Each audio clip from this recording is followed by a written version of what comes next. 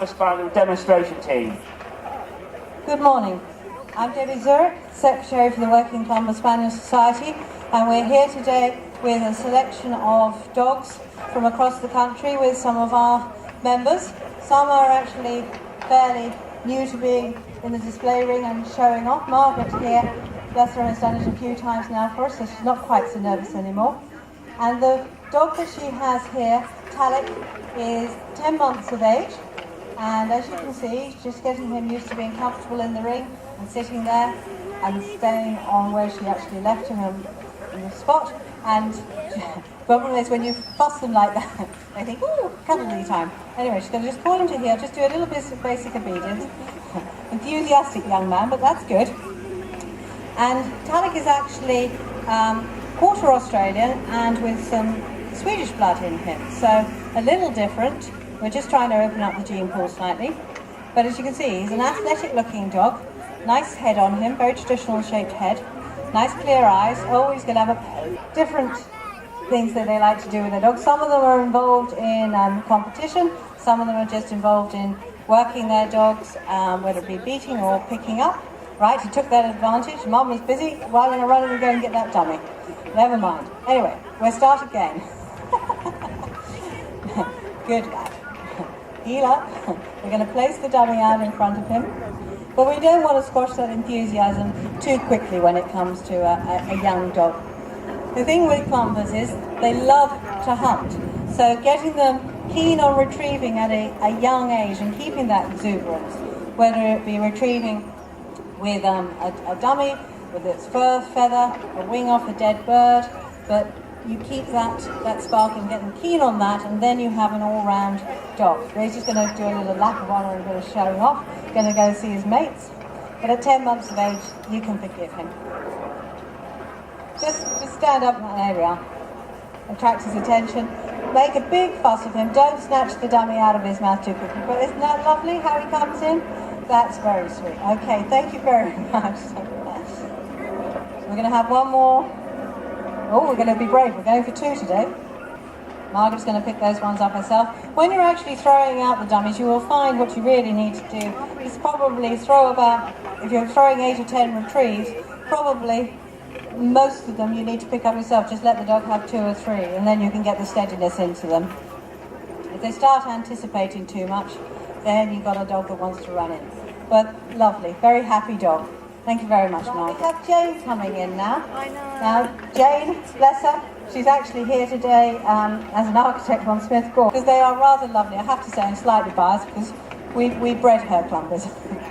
So Jane has here muffin to begin, Crumpet to begin with, Crumpet. And Crumpet actually is a dog that Jane actually uses out beating, a little bit of picking up, but she actually has been in trials with her as well. So you have Dave just down here in front of you, Jane, with dummies, so you go down and do whatever you feel you're comfortable to do with your dog. This is the first time in the ring for them. So have a little hunt up. I'm afraid it's going to be all well scented, but you'll find maybe when you go a little further you're going to bump into a dummy for her. But just have a little hunt up and see what you can do. You'll find that clumbers really, what they really want to do in life is hunt, and they're happy going through bulldozing brambles and brushings and undergrowth really is their thing. Well, she's being fairly enthusiastic considering this is all fairly well soiled. It's very difficult sometimes when you've got short grass because, as I say, spaniels really prefer to have their nose down to something a bit more exciting. Now there's a retrieve back there. Let's see if the little nose works that one out. You might want to use the whistle on her and direct her. Nose took over there. Did you notice how the wind suddenly caught the smell of that dummy and she just turned? Good girl. That's one of the things with clumbers. They do have rather good noses, and it's one thing that people get to rely on and believe in after, even though they've got springers and they've got cockers, and they say, good God, that clumber's just found that awkward bird again, that awkward woodcock. That will do. What are we going to do? We're going to do another one more. We're going to have another retrieve. Thank you. Nearly got you, folks. But as you see, the enthusiasm and the speed they're coming back. Now, people always think that clumbers are big, heavy, lumbering. Oops, we're going to show off. big, heavy, lumbering, slow dogs. Well, as you can see, the athletic dogs that we have here today are not like that. And that has taken us really good 20, 25 years of the society with selective breeding and breeding from lighter frame dogs, less exaggerated, and getting to the fitness of the dog today, looking at the health issues, looking at the fact of low hip scores, clear eyes, and being honest with what we're breeding from, and that's what we need to do. Now, I'm going to get another newcomer out. We're going to have Chris that's going to come out. Jay can take a breather for a second. And Chris has got a young dog here, which is only 14 months of age.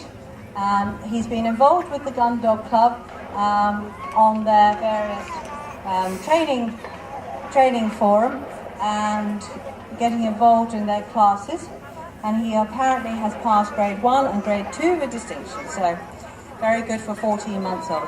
This is Chris's first Clumber and is enjoying him, so which is always encouraging, that the dogs start to become their own ambassadors. Nice delivery, happy dog. Going to do another retrieve, sitting steady for 14 months old, that's nice. Just going to walk him away from it, show a little control there, sit him down. Send him back and going out with great gusto, so that's lovely. Enthusiastic pickup, very gentle mouth. That's one of the nice things about Clumbers as well, they do have soft mouths. Coming in enthusiastically, sitting down in front of him just like a Labrador, isn't that nice? Perfect. Thank you very much, Chris. Right, I think we might just have a wayward one in for a minute because my husband's looking too relaxed. I think we might just have Blanche in. You might need to take your sunglasses off because you're looking like a fly. Okay, he's got Blanche. And Blanche is a young bitch, which John is hoping maybe have the potential of a possible family. We shall see. But you'll see the enthusiasm in her. She's a light-framed bitch. She's a bitch that we bred with low hips, a bitch that we hope to future breed from, hopefully future trial from, but John's just going to let her have a little run around, and you just see a little bit of speed in these dogs. So when people think, oh, they're all big and heavy, you will find that yes, they can jump over fences, they can get to that awkward retrieve, they can jump into the back of a four-wheel drive. She just found a dummy. Not silly. Felicia came in with it. Good girl. One that was dropped earlier. But never mind. Let's see if we can just get her over this jump.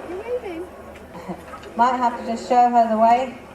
She's only young, this is only her second time in here. Over, good girl. And back over again. Go on then, there's a good girl, there's Blanche. Wants to show off with her toys for a while. But when you're training them, it's keeping everything you're doing really fairly close.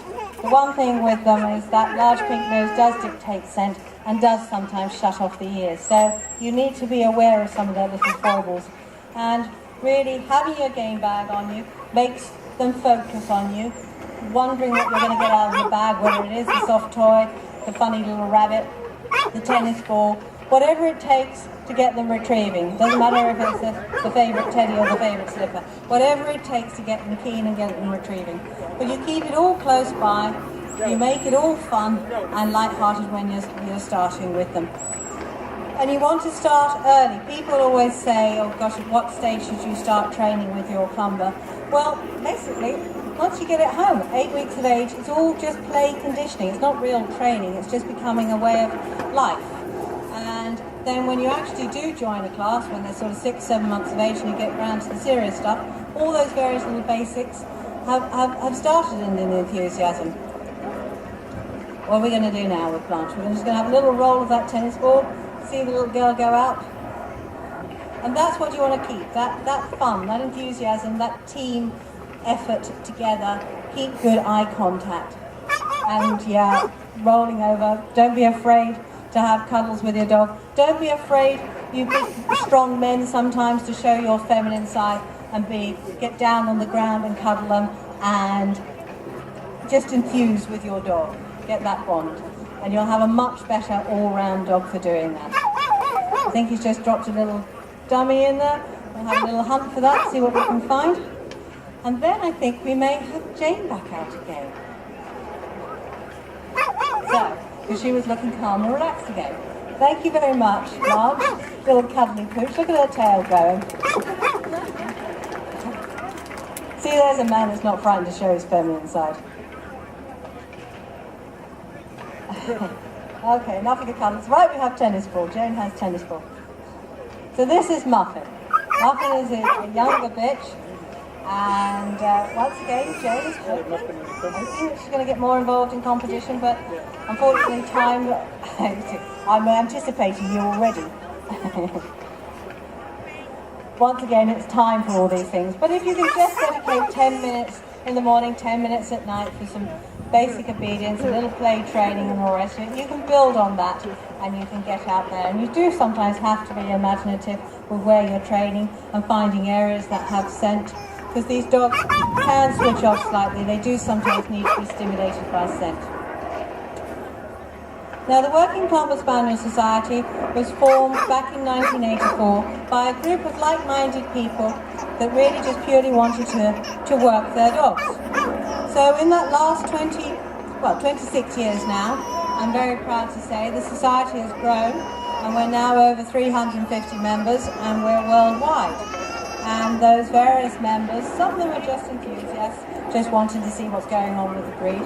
But we now have a very good nucleus of working dogs scattered around the country and are actually involved in the beating lines or picking up teams at some very good shoots across the country, whether you be up north in Derbyshire, up at Chatsworth, or whether you be down south in the southwest